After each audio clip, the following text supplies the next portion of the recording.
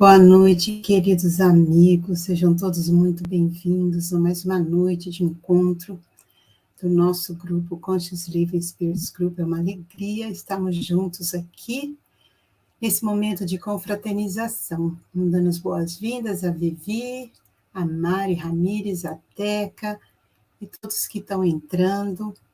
Que essa noite seja uma noite de bênçãos e que cada um de nós possa sair daqui nutrido pela luz de Jesus, por todo o ensinamento que vamos ter na noite de hoje. Sejam todos bem-vindos. Nós vamos começar a nossa noite com uma leitura do livro Fonte Viva, psicografado por Francisco Cândido Xavier, pelo Espírito de Emmanuel. E nós vamos ler, para quem quiser acompanhar a leitura, o número 82. Quem serve, prossegue. Oi, Abigail, minha xará. Muito bom você estar aqui com a gente também. Então, nós vamos ler o número 82, quem serve, prossegue. O Filho do Homem não veio para ser servido, mas para servir. Palavra de Jesus no Evangelho de Marcos. A natureza, em toda parte, é um laboratório divino que elege o espírito de serviço por processo normal de evolução. Os olhos atilados observem a cooperação e o auxílio nas mais comezinhas manifestações dos reinos inferiores. O vento ajuda as flores, permutando-lhes os princípios de vida. As flores produzirão frutos abençoados. Os rios confiam-se ao mar. O mar faz a nuvem fecundante. Por manter a vida humana no estágio em que se encontra, milhares de animais morrem na terra, de hora a hora, dando carne e sangue a benefício dos homens.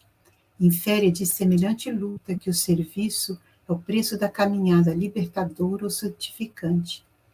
A pessoa que se habitua a ser invariavelmente servida em todas as situações não sabe agir sozinha em situação alguma. A criatura que serve pelo prazer de ser útil progride sempre e encontra 1000 recursos dentro de si mesma na solução de todos os problemas. A primeira cristaliza-se, a segunda desenvolve-se. Quem reclama excessivamente dos outros por não estimar a movimentação própria na satisfação de necessidades comuns, acaba por escravizar-se aos servidores, estragando o dia quando não encontra alguém que lhe ponha à mesa. Quem aprende a servir, contudo, sabe reduzir todos os embaraços da senda, descobrir trilhos novos. Aprendiz do Evangelho, que não improvisa a alegria de auxiliar os semelhantes, permanece muito longe do verdadeiro discipulado, porque companheiro fiel da Boa Nova está informado de que Jesus veio para servir e desvela-se a benefício de todos até o fim da luta. Se há mais alegria em dar que em receber, há mais felicidade em servir que em ser servido. Quem serve, prossegue. Uma linda mensagem do Espírito Emmanuel. Vamos então começar a nossa noite. Vânia, boa, bem-vinda. Adriana, Iracema. Estamos todos aqui reunidos. E se tiver alguém vindo pela primeira vez na nossa casa, seja muito bem-vindo. Que bom que vocês todos estão aqui para mais uma noite.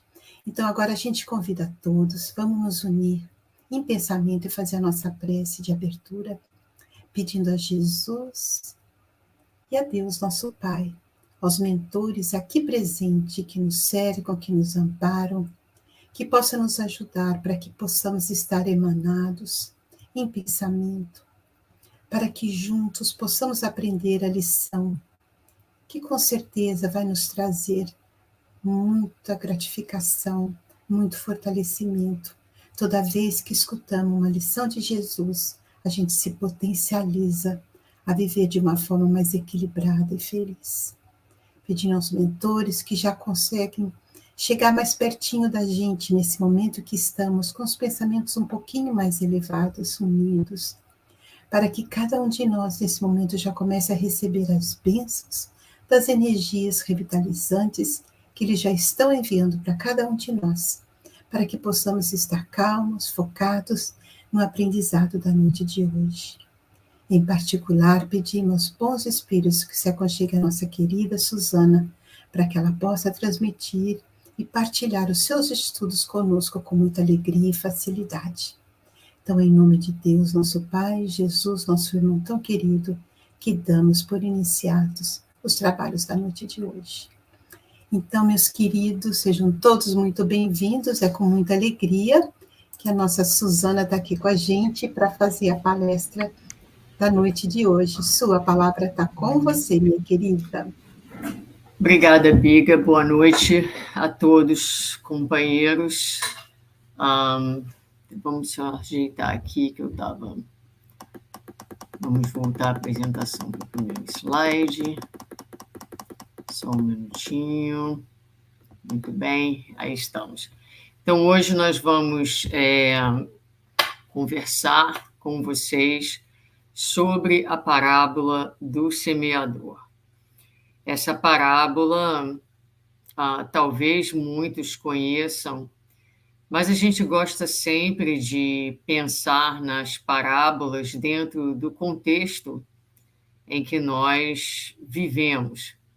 O contexto atual nos fala da necessidade da multiplicação de semeadores, como nós vamos ver, de pessoas que estejam dispostas a servir.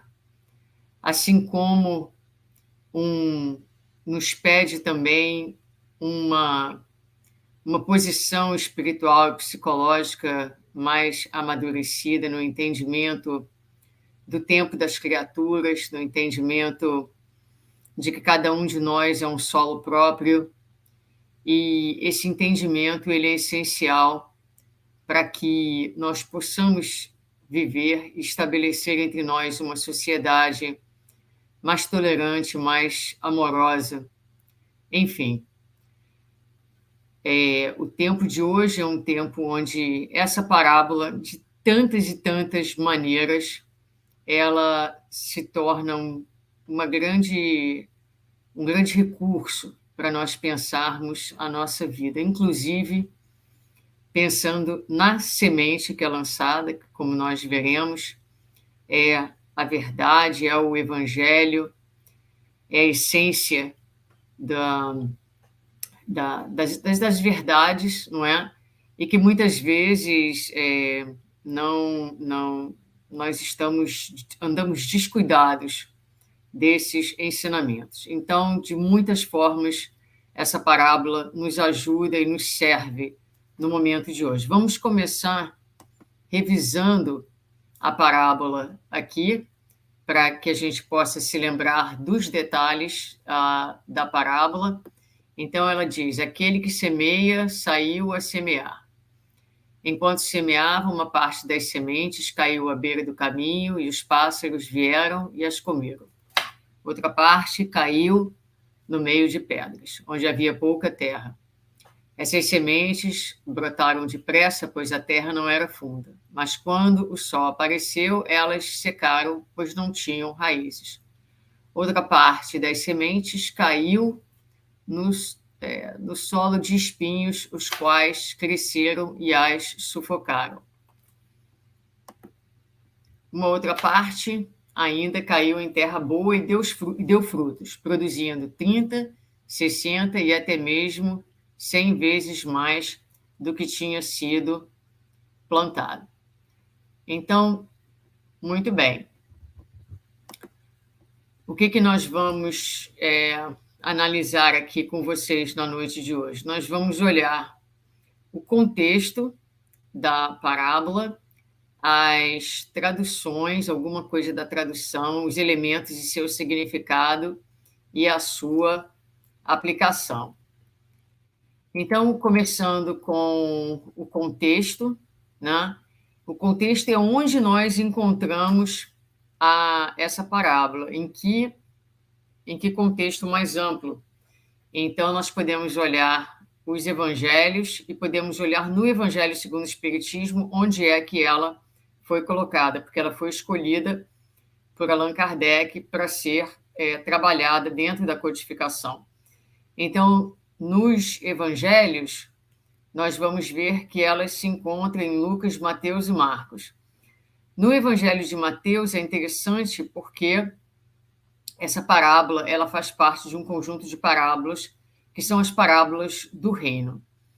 E nós vamos olhar, então, o contexto dessas parábolas. Nessas parábolas, Jesus nos ensina sobre o reino de Deus.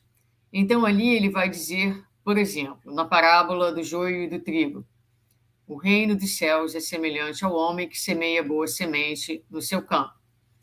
Segue a parábola do grão de mostarda.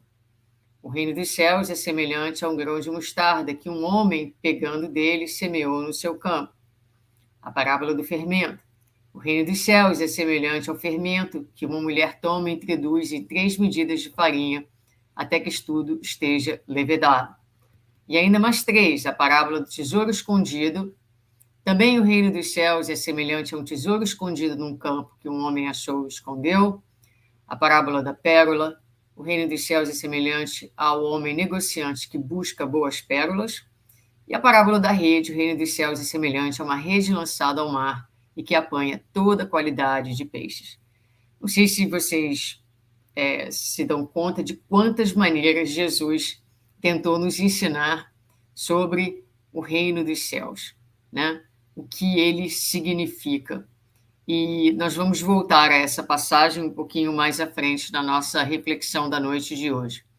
Mas o que nós percebemos como denominador comum para todas essas parábolas é exatamente que elas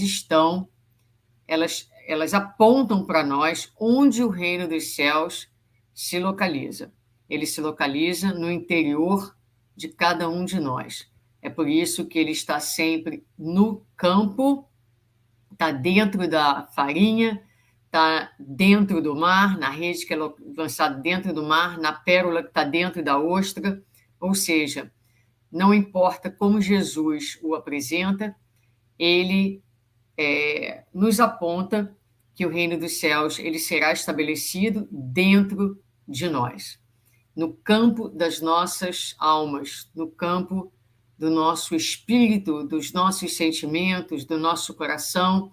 Mas o dia que nós quisermos ver o mundo lá fora como um lugar melhor, esse mundo de hoje que estertora, que sofre, que agoniza, que chora, esse mundo será um lugar melhor o dia em que o reino dos céus se estabelecer na terra santa das nossas próprias almas, de tal forma que o reflexo do nosso interior seja um mundo melhor, um mundo mais pacífico como decorrência da paz que se estabelece portas adentro de nós mesmos.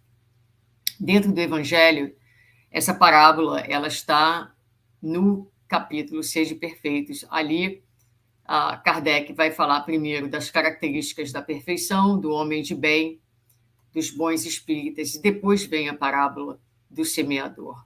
A parábola do semeador aí, ela vem para, então, nos falar de como é que nós vamos absorver, introjetar e viver a mensagem de Jesus, a semente lançada.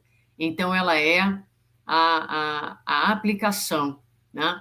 Como nós chegaremos a vivenciar, a manifestar as características da perfeição, a sermos homens de bem ou mesmo bons espíritas, se não soubermos como absorver, introjetar e manifestar a mensagem através dos frutos do bem e da paz que nós vamos ser capazes de produzir. Então, este é o contexto e a razão pela qual ela aí se encontra.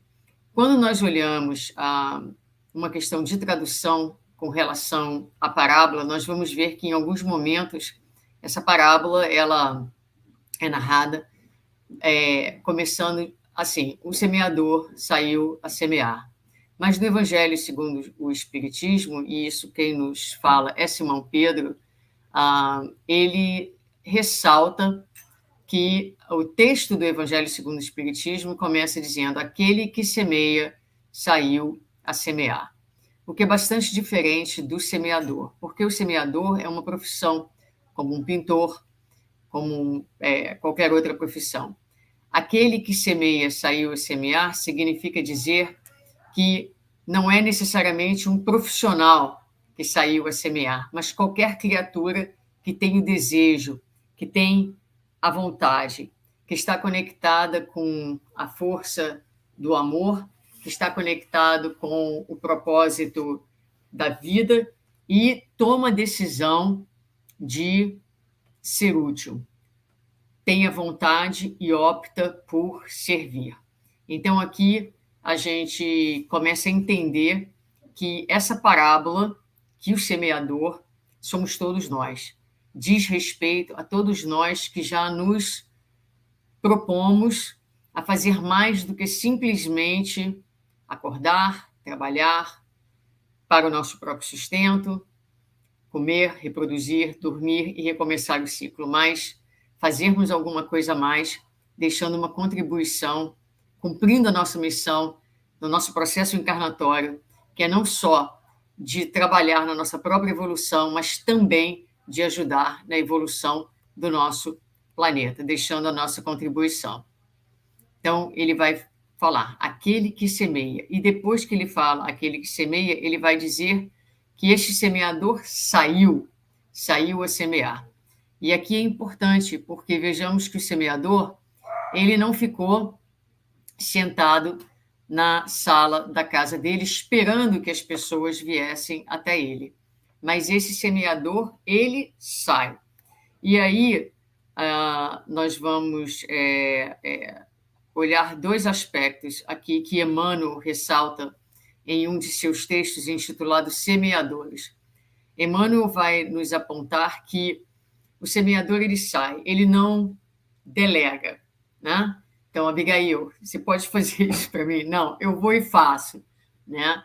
É aquele que já toma sobre si a responsabilidade e arregaça as mangas e faz o trabalho. Então, ele não delega. Mas, para além disso, sair, é importante que a gente entenda que não é só um movimento, por exemplo, de sair de casa. Eu sou semeador porque eu saio, vou ao centro, eu sou semeador porque eu saio para dar sopa, porque eu saio para fazer a caridade. O sair aí, ele vai para além disso.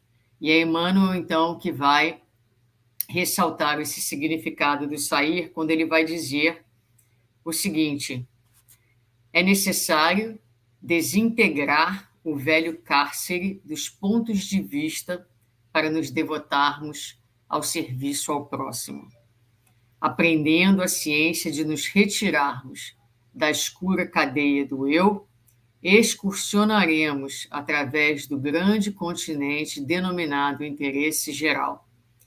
E na infinita extensão dele, vamos encontrar a terra sufocada das almas, a terra das almas sufocadas pelos espinheiros, ralada pela pobreza, revestida de pedras, intoxicada de pântanos, oferecendo-nos a divina oportunidade de agir a benefício de todos. Então, vejamos que Emmanuel, ele nos diz que esse sair é sair da cadeira escura do eu, do interesse pessoal, é perceber, deixar de lado, como ele coloca, os nossos pontos de vista, para percebermos qual é o interesse da maioria, qual é o interesse geral, é perceber a necessidade do outro, é sair de si mesmo. O sair é sair de si mesmo, não é? Então, ele amplia esse conceito, porque alguém pode dizer, mas eu não tenho como ir ao centro, não tenho como ir fazer a caridade, mas não é necessariamente o ir físico, é um ir de disponibilidade psíquica, de disponibilidade emocional, de sensibilidade, de empatia, de perceber a necessidade e a dor daqueles que são os próximos, mais próximos. Muito bem. Vamos olhar, então, os elementos dessa parábola e o seu significado. nós temos 3 elementos principais, que são o semeador, a semente e o solo. E vamos começar, então, com a semente. O que significa a semente? A semente é a verdade, as sementes são as lições do Evangelho, né? As palavras de Jesus. E o que é interessante com relação à semente é que, sendo ela divina, ela jamais se perde. Isso é muito importante da gente focar na condição de semeadores que todos nós somos, porque muitas vezes nós perdemos um pouco do entusiasmo no engano de que as sementes se perdem. Mas como a semente ela é de procedência divina, ela tem uma força e um poder misterioso muito maior do que nós entendemos. Então, a parábola ela vai ilustrar isso muito bem, porque mesmo quando ela cai na beira da estrada, ou seja, numa terra completamente inapropriada para que ela brote, ainda assim, o que acontece com ela? Ela serve de alimento para os pássaros. Então, ela não beneficiou aquela estrada, aquele solo, mas ela beneficia a alguém, a um outro elemento presente na vida. Então, a semente, ela jamais se perde. Quando ela cai no solo pedregoso, que é o solo raso, ela brota, mostrando a sua força. Quando ela cai no solo de espinheiros, ela brota e dá flores, que são depois sufocadas. E quando ela vai cair no solo bom, ela brota e ela dá frutos. Então, a semente, independente de onde ela cai, ela tem esse poder, porque a verdade ela não perece e ela não se perde. Ela estará sempre presente e será sempre útil de alguma forma. É importante esse entendimento no que tange a semente. Com relação aos solos, os solos somos nós todos também, porque temos alma, temos coração, temos uma terra própria, né? Então, somos nós todos ouvintes, aprendizes que estamos recebendo a semente lançada. Quando nós somos solos de beira de caminho, somos solos ainda completamente indiferentes à mensagem que chega até nós. Os solos são geralmente bastante trabalhados nas palestras espíritas, e aqui a gente vai tocar de uma forma mais breve.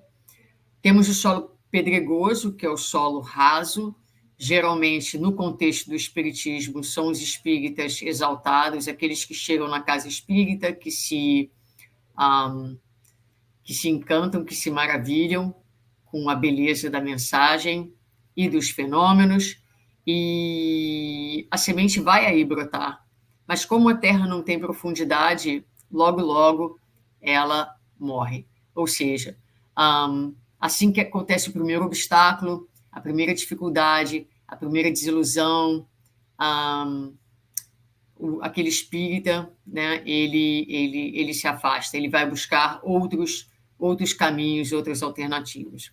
Há o solo espinheiro, onde já há mais profundidades, tanto que a semente ela vai brotar e ela já vai dar flores, mas aquela semente que brota, mas que vai encontrar muitos obstáculos.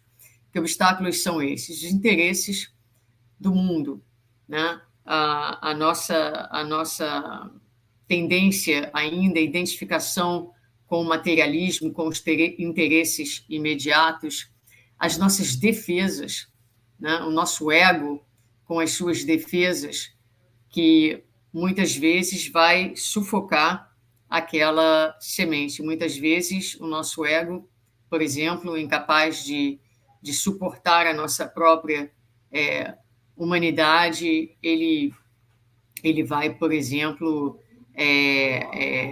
não lidar com a fragilidade, não lidar com as dores e, assim, roubar as melhores possibilidades para que aquela semente adubada pela própria dor, pelas próprias lágrimas, ela possa se encontrar um solo fértil que a ajude a dar flores e frutos. Então, o nosso ego e os nossos mecanismos de defesa são, muitas vezes, esses espinheiros que sufocam a semente do Evangelho.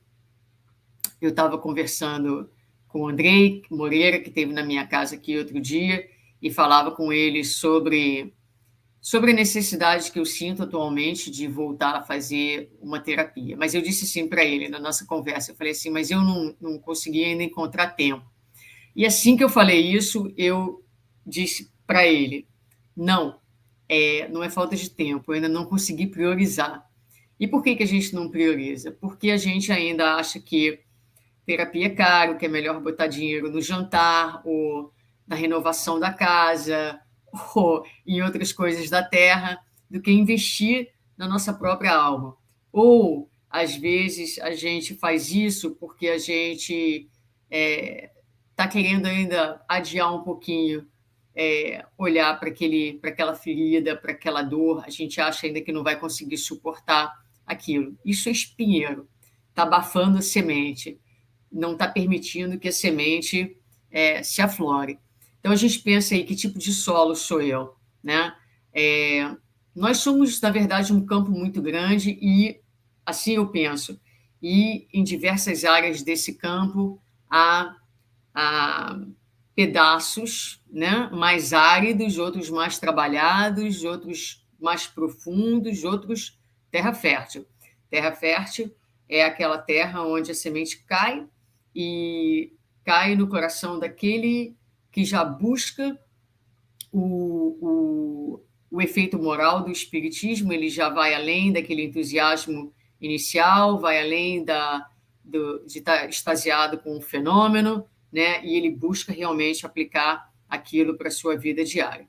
E alguns solos vão produzir 30, outros 60, outros 100. Ou seja, a produção do bem é de acordo também com os nossos recursos, com o nosso estado evolutivo, com as nossas capacidades dentro do nosso processo encarnatório. Mas fica aí essa rápida análise dos solos para que a gente pense, né? Como está o solo da minha própria alma? Que tipo de solo sou eu?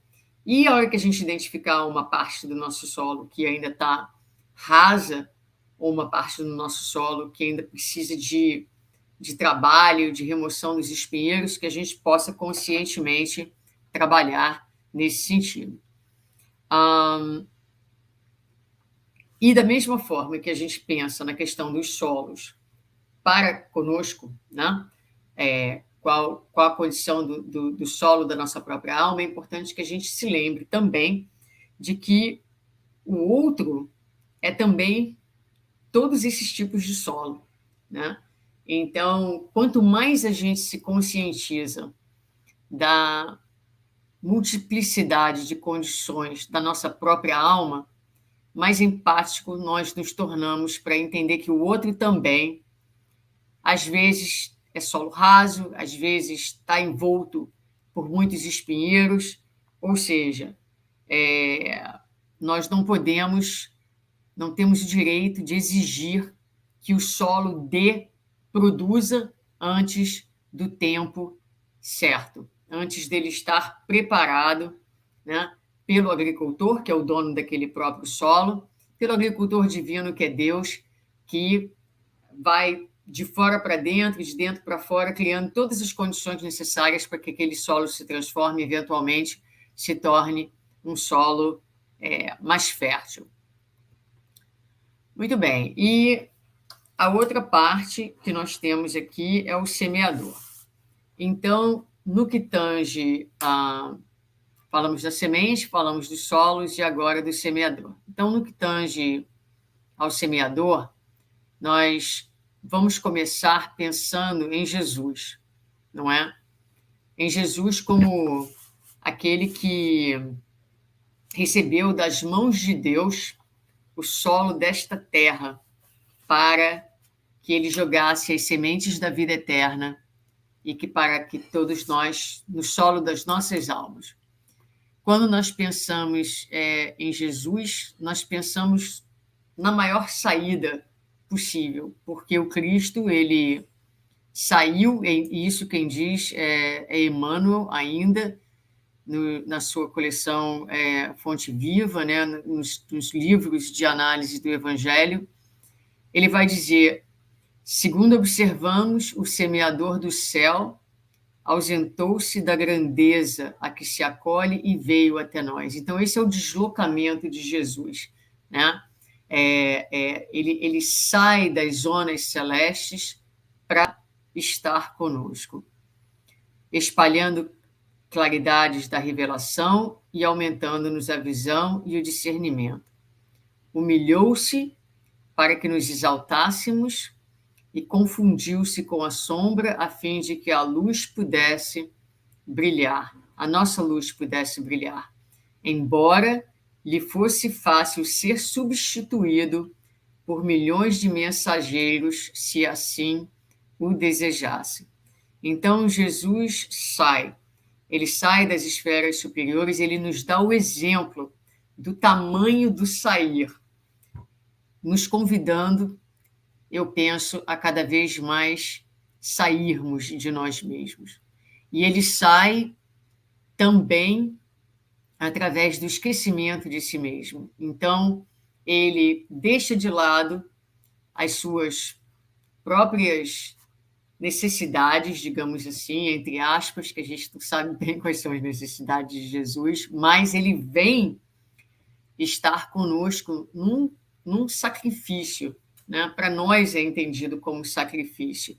Então, ele vem aqui e ele se diminui para se humaniza para que a sua vida e a sua mensagem fosse alguma coisa que nós pudéssemos nos relacionar, pudéssemos entender. Então, ele se humaniza e ele padece na cruz, em total obediência a Deus, em total obediência ao Pai e num gesto máximo de amor pela humanidade. Esse é o nível de sair de Jesus.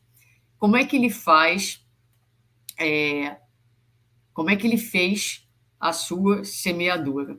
A semeadura do Cristo, ela tem sido feita através do tempo. Ele veio num determinado momento e lançou as sementes do seu evangelho, mas continua através do tempo lançando essas sementes através daí dos seus emissários que continuam a trazer as revelações que nos ajudam a entender melhor a vida e todas as coisas. Então, ele faz de forma gradativa, ele usa do tempo para fazer a sua semeadura. E quais são os métodos que Jesus usa para semear? Jesus, ele vai usar da palavra, né? Ele era o verbo, ele era, como nós sabemos, o médium de Deus, então ele dialoga com a gente, trazendo as palavras de vida eterna,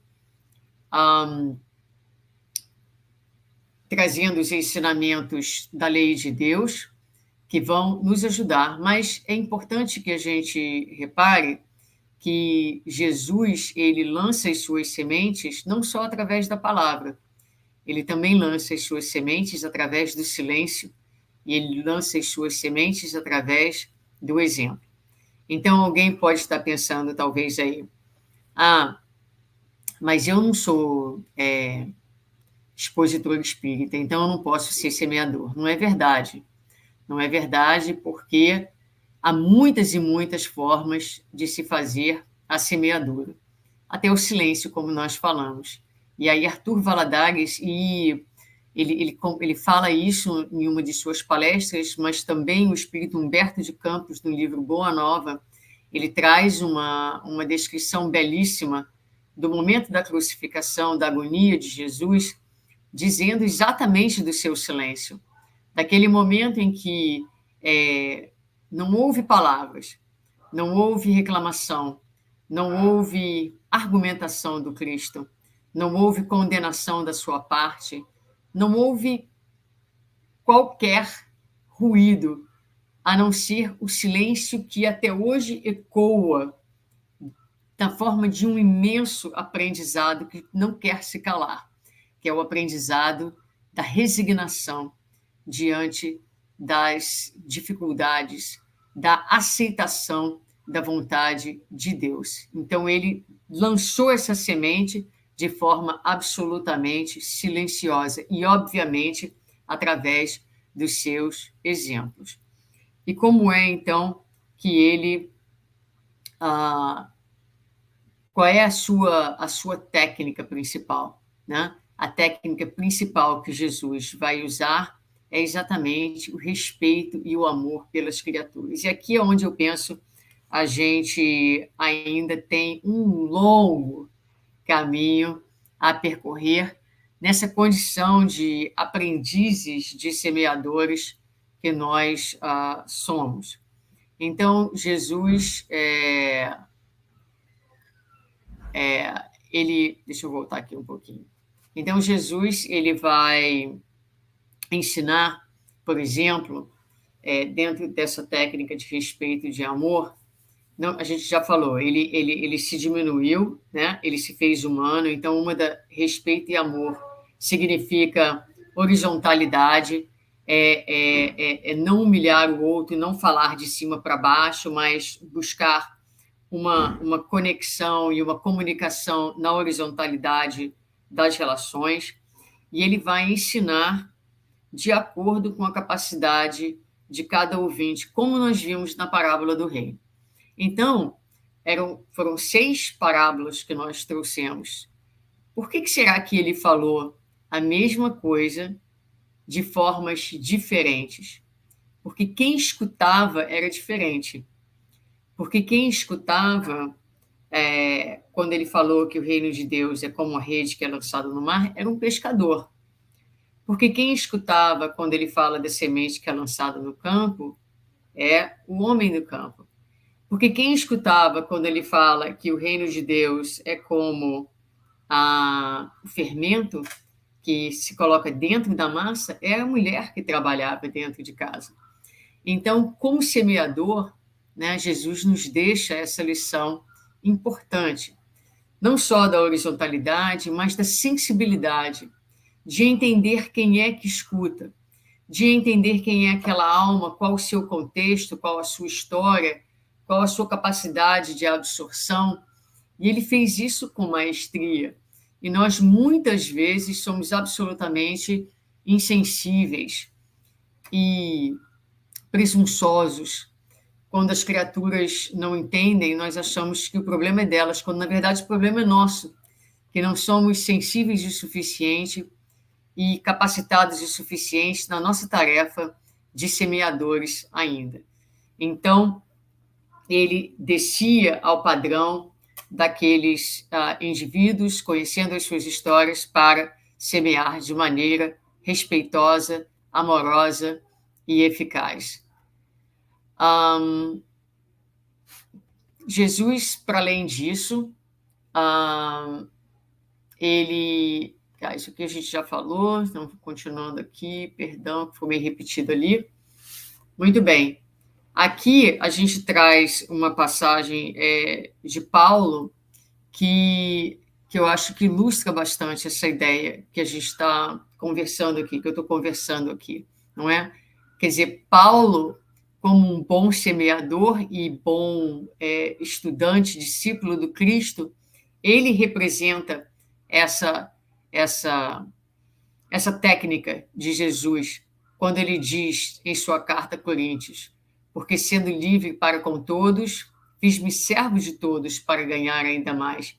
E fiz-me como judeus, para ganhar os judeus, para os que estão debaixo da lei, como se estivesse debaixo da lei, para ganhar os que estão debaixo da lei, para os que estão sem lei, como se estivesse sem lei, não estando sem lei para com Deus, mas debaixo da lei de Cristo, para ganhar os que estão sem lei. Fiz-me como fraco para os fracos, para ganhar os fracos. Fiz-me tudo para todos, para por todos os meios chegar a salvar alguns. Eu faço isto por causa do Evangelho, para ser também participante dele.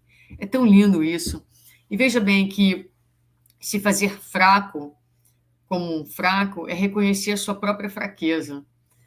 Quando for falar com o fraco, é entender que eu também sou fraco. Eu também tenho as minhas fraquezas. Então, quando eu vou falar com fraco, eu não falo da posição de forte, mas eu falo da posição de igual. E para isso é preciso que a gente tenha empatia, é preciso que a gente faça o exercício de se colocar no lugar do outro, de procurar buscar o humano em nós, aquilo em nós que vai se conectar com a situação do outro, para que a gente fale com o outro de igual para igual e não de cima para baixo, né? Então, isso é conhecer o outro, empatizar com o outro, tentar entender o lugar onde o outro está, de fragilidade, de dor, de dificuldade. Isso nos ajuda a semearmos com respeito, com amorosidade, o que capacita, digamos assim, o semeador. E para além de jogar a semente, é importante, e isso também é uma página de Emmanuel, intitulada O Trabalhador Divino, onde há uma citação de João Batista que diz: ele tem a pá na sua mão, limpará a sua eira e juntará o trigo no seu celeiro, mas queimará a palha com o fogo que nunca se apaga. Então, essa referência de João Batista mostra ele que poderia ter apresentado e falado de Jesus de muitas maneiras, como Salvador, né? Como um grande guerreiro, ele coloca Jesus com uma pá na mão.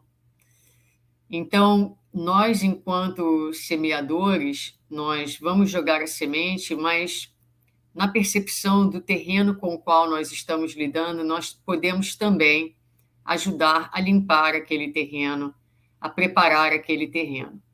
É importante que a gente entenda uma coisa: nós não somos responsáveis pela produção do terreno alheio. Cada espírito é agricultor da sua própria alma, da sua própria terra. Mas, na condição de semeadores, para além de lançar a semente, nós podemos cooperar com a limpeza do terreno, nós podemos cooperar ajudando, apontando, trabalhando junto com aquele irmão para criar condições melhores para que a semente possa florescer, como fez também Jesus. Muito bem. E agora nós vamos para a última parte, né, nesses minutinhos finais, agora já com o entendimento melhor da parábola,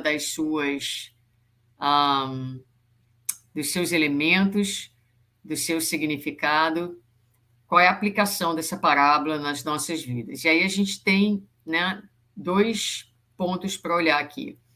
E vamos focar nesse primeiro ponto um pouquinho mais do que no segundo, que é o ponto do semeador e o ponto do solo. Todos nós somos semeadores e temos um solo.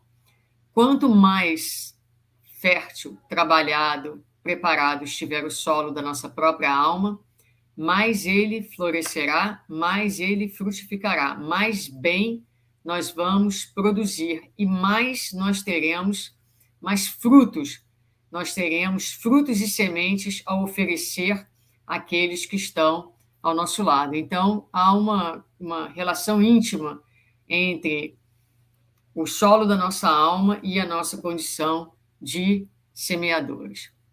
Então, quem são, né, os semeadores? Nós já respondemos um pouco essa pergunta, somos todos nós. Lembrando que semeador não é profissão. Há alguns que tomam, por exemplo, as palestras espíritas quase como que uma carreira profissional. Os semeadores que nós somos, na verdade, todos aprendizes do Evangelho, e semeador é todo aquele que decide, que opta por ser útil. Não é necessário título, mas é necessário esforço, boa vontade, disciplina e compromisso. O semeador maior é Jesus, e semeadores mesmo são os seus discípulos mais imediatos, né? Os espíritos mais elevados, mentores da humanidade. Nós aqui estamos buscando, na posição de semeadores, exercitar a lei de solidariedade e de fraternidade, começando a deixar o nosso eu de lado e perceber a dor e a necessidade humana à nossa volta. Qual é a nossa seara? A seara é o mundo, né? Assim como a terra é o mundo, é o campo de Jesus, também para nós, a nossa seara. Eu não tenho nenhum trabalho voluntário que eu faço. Tá bom, tem família? Vai trabalhar todos os dias, né? Tem vizinho? Então tem seara. Seara é todo lugar onde houver gente. Então, o mundo é a nossa seara. Mas essa tarefa de modificação do mundo e de semeadura é muito difícil. O mundo está cheio de problemas. Eu não sei se consigo fazer isso. E aí a gente tem que se lembrar, e a gente traz aqui uma passagem para vocês da carta de Paulo ao Coríntios, né? Que não se semeia o corpo que há de nascer, mas apenas o grão de trigo ou qualquer outra semente. Então, quando nós semeamos, nós não vamos esperar grandes feitos e grandes modificações. Há muitas lições por trás da ideia da semente. Então, a semeadura, isso é importante também para a gente manter na nossa mente, para que a gente não se frustre com o processo, né?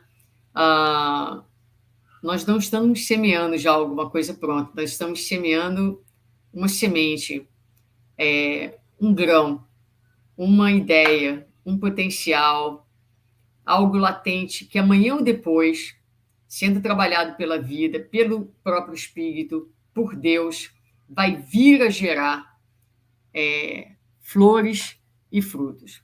Então, é preciso, na condição de semeadores, que a gente entenda que a vida, a colheita, entre a semeadura e a colheita, há um processo que não está sob o nosso controle.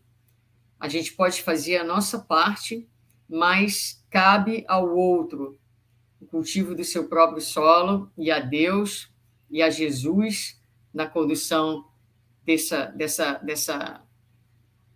terra bendita, a criação das condições necessárias que vão preparar o solo para que, no devido tempo, aquela semente dê frutos.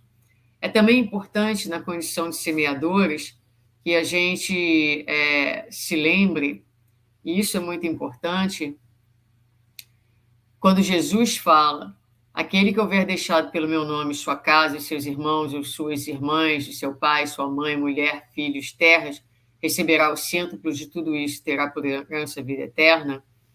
Que quando Jesus disse isso, ele, obviamente, não estava fazendo nenhuma apologia e não estava nos induzindo a abandonarmos os nossos familiares, mas a entendermos que também a nossa mãe, nosso pai, nosso marido, nossos filhos são campos individuais. Cada um vai produzir ao seu tempo, não é? Então, não é possível, e aqui ele tem Emmanuel tem uma interpretação bastante bonita no livro Caminho, Verdade e Vida, capítulo 154, chamado Renunciar, onde ele vai dizer assim: se os pais são incompreensíveis, se a companheira é ingrata, se o filho é rebelde, se os irmãos são cruéis, é preciso renunciar à alegria de tê-los melhores e perfeitos, unindo-se ainda mais a eles, a fim de trabalhar no aperfeiçoamento com Jesus. Isso é uma mensagem que eu deixo aí para alguns bons amigos que têm conversado comigo ultimamente nessa angústia de não ver os seus queridos acompanhando os seus movimentos e os seus processos. Olha o que Emmanuel diz, não é? A gente joga aquela semente que jamais vai se perder, com respeito e com carinho à terra alheia, lembrando de que se a semente não encontra ainda o terreno preparado para que ela produza, é preciso renunciar à alegria de tê-los melhores e perfeitos. Unindo-se é renunciar a essa demanda, renunciar a essa exigência. Como? Unindo-se ainda mais a eles, a fim de trabalhar no aperfeiçoamento com Jesus. Através do nosso exemplo, através da nossa presença carinhosa, não é? Não foi assim, não foi exatamente isso que Jesus recomendou a Joana de Cusa, que ela voltasse para casa perto daquele marido que não entendia os anseios do seu coração, não entendia os ideais que ela havia abraçado e só voltasse para ele depois que ela tivesse completado a sua tarefa de semeadora, não é? Mas com respeito ao terreno alheio, como fez Jesus. Outra condição importante do semeador é precisamente a disciplina. E aqui nós vamos ver essa passagem que vai dizer: todos vós que viveis empenhados nos serviços terrestres por uma era melhor, mantende aceso no coração devotamento à causa do Evangelho do Cristo. Desdobremos nossas atividades sob o precioso estímulo da fé, porque convosco vai à frente, abençoando-nos a humilde cooperação, aquele trabalhador divino que limpará a eira do mundo. Então, muitas vezes, na nossa imaturidade, na nossa impaciência, nós, na nossa cegueira espiritual, nós nos frustramos com o processo, né? Nos frustramos conosco mesmos, com o nosso próprio processo, nos frustramos com os outros, sejam os outros individualmente, sejam os outros coletivamente. Muitas pessoas, por exemplo, desistem do movimento espírita. Hoje nós vivemos um momento bastante particular, porque se, por um lado, a pandemia nos botou dentro de casa e nos fez prestar atenção, por exemplo, ao núcleo familiar de uma maneira que nós antes não prestávamos, nós não podemos sair de um extremo onde nós estávamos fora o tempo todo para estarmos dentro e, digamos assim, preguiçosos ou desconectados da nossa tarefa e da nossa missão de semeadores dentro da sociedade, né? Então, é preciso manter esse estímulo no nosso coração, é preciso manter a fé, lembrando que Jesus vai à frente de nós, ele que é o divino semeador, abençoando a nossa humilde cooperação, né? Ele que vai limpando, que vai ajudando a abrir e a melhorar todos os terrenos do mundo. Muito bem. E a gente chega, então, aqui ao final, olhando aqui, 8h54, muito bem, da nossa reflexão, voltando, então, ao nosso terreno, né? Ao terreno da nossa própria alma. Lembrando, nesse tempo de muita depressão, muita frustração, de muito desânimo, que todos os terrenos estão sendo trabalhados pelo amor de Deus, que todos os terrenos são fadados a serem bons terrenos. É importante que a gente já reconheça as flores que brotam dentro de nós, ainda que muitas vezes abafadas pelos espinhos, mas que nós já reconheçamos também os frutos que o Evangelho começa a produzir na nossa alma, e tenhamos certeza de que muitas vezes nós pensamos que aquilo que nós produzimos é insignificante, mas não é. Não é. O mundo precisa de vários semeadores de todas as matrizes.